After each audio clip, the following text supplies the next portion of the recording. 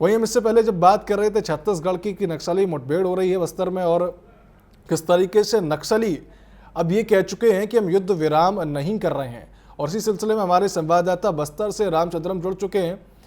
रामचंद्रम, क्या कुछ वहां पर अपडेट सामने निकल कर आ रहा है? क्योंकि नक्सलियों ने ऐसा कहा है कि युद्ध विराम नहीं किया जाएगा, जिसने भी पत्र जारी किया ये उसकी निजी राय हो सकती है, तो इस पर क्या कुछ अपडेट और किस तरीके से वहां पर चीजें चल रही हैं?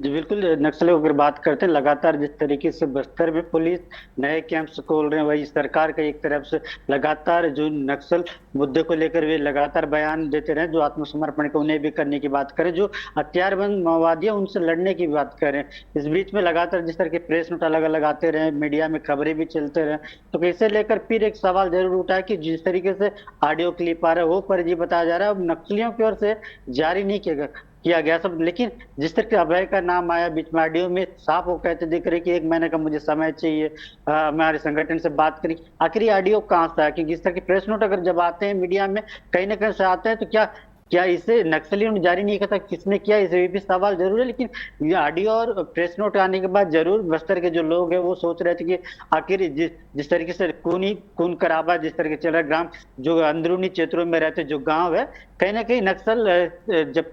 पूरी तरीके से हथियार जब रखते हैं, समर्पण नीति से जब प्रभावित होकर आते हैं, वो क्षेत्र में जरूर विकास जरूर पहुंचेगा। लेकिन अब सवाल ये भी बना हुआ कि आखिर किस तरह की जो खबरें निकल गए, तो फर्जी खबरें नक्सली खुद बता रहे, तो ऐसे में जी। जरूर सवाल है। वही दूसरी और जो पुलिस है वो कैंपों को जो स्टेब्लिश करना है, नए नए जो क्षेत्र है, पिछले दिनों आपने बताया मानिकेली जो गंगालूर का क्षेत्र है, वो पेद्दाकुरमा में भी एक नया कैंप बना गया। जानकारी का लगातार जो उनका आधार नक्सल के जो क्षेत्र रहे वहां पर कैंप लगातार, भाई नेशनल एरिया की बात करें वहां भी वही स्थिति है, और गंगालूर के जो दक्षिण पश्चिम एरिया में लगातार सुरक्षा बल है वो लगातार कैंप खोलते जा रहे हैं। ऐसे में जरूर सवाल है कि कब तक किस तरीके से माओवाद वास्तव में अगर गलत है, तो क्या पिछले जो प्रेस नोट लगातार आते रहे उन पर भी जरूर सवाल बना हुआ जी। इसके अलावा अगर बात करें दक्षिण पश्चिम जो लाल पानी को लेकर पिछले 18 तारीख से जिस तरीके से जो माओवाद क्षेत्र जो 45 ग्राम पंचायत के जो लोग हैं कांग्रेस के नेतृत्व से भले आया हो, लेकिन मूलभूत सुविधाओं की अगर बात करें तो ये क्षेत्र ऐसे आजादी के इतने वर्ष के बावजूद भी वहां विकास नहीं पहुंचा है। वही जो एनएमडीसी जो बस्तर का सबसे बड़ा जो कदान माना जाता, जहाँ जहाँ जिसकी वजह से जो डेवलपमेंट में जो काफी अहम भूमिका के रूप में निभाता है। ऐसे में जो 45 ग्राम पंचायत क्षेत्र है जलाल पानी से प्रभावित है, जो पिछले जो 15 साल अगर बात करें बीजेपी के रहे, उसके बाद कांग्रेस का, ये फिर वापस बीजेपी के 18 साल जो बीजेपी को मिला है, वही 5 साल जो कांग्रेस में भी रहा है। कि आखिर क्या वजह रही होगी जो 25 साल में जो 45 ग्राम पंचायत के लोगों को लाल पानी से निजात नहीं मिला है, जिस तरीके से उनके नुकसान हुआ है, जान माल जो फसलों का लाल पानी पीने से मौत हो गई, वही कुछ ग्रामीण जो है जो बीमार होने से उनकी मौत, उनको मुआवजा नहीं मिला। कहीं ना कहीं राजनीति के बीच में जो एक ग्रामीण जरूर पिसते हुए दिख रहा है। लेकिन पहली दफा एक बात जरूर कहनी होगी कि जले ही किसी राजनीतिक दल के जो एजेंडे के लिए लेकर जो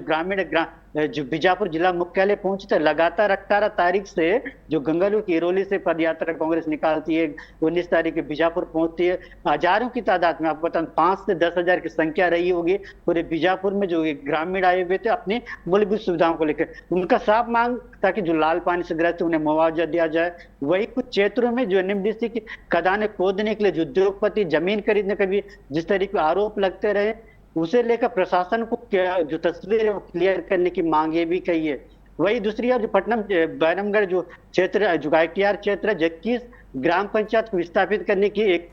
सरकार के बीच में गाइडलाइंस जारी हुई थी, जिसे लेकर भी लंबे समय तक राजनीति चला है। उसी में एक अपडेट भी जरूर मिला। कल ज्ञापन देते हुए इन्होंने मांग किया था कि जिस तरह विस्थापित क्षेत्रों को रोका जाए, वही प्रशासन की ओर से भी एक जनसंपर्क की ओर से खबर छापी निकाली गई है, जो उप निदेशक इंद्रवती रिजर्व टाइगर जो संदीप बलगा ने जारी किया था। उनका साफ कहना था कि जिस तरीके से आरोप लगाया जा रहा है राजनीतिक दलों से, ग्रामीणों की ओर से, ऐसा कुछ भी नहीं है। जबरदस्ती उन्हें उन क्षेत्रों से विस्थापित नहीं किया जाए। अगर स्वेच्छा से अगर कोई गांव में चाहता है कि वो विस्थापित करके दूसरे जगह जाना चाहता है, तो उसे एक निर्धारित मुआवजा जो सरकार ने निर्धारित किया वो दिया जाएगा, उसके तहत किया जाएगा। ऐसे में ये विवाद जरूर टलेगी, क्योंकि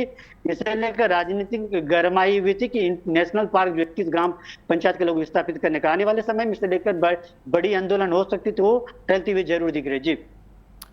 तमाम जानकारियों के लिए बहुत बहुत शुक्रिया रामचंद्रम आपका। हम बात कर रहे थे बीजापुर से हमारे संवाददाता रामचंद्र मेरोला से, जो कि बता रहे थे कि इस तरीके से बस्तर में सारी चीज़ें चल रही हैं और राजनीति की वजह से जो आम गांव वाले लोग हैं उन्हें समस्याओं का सामना करना पड़ रहा है।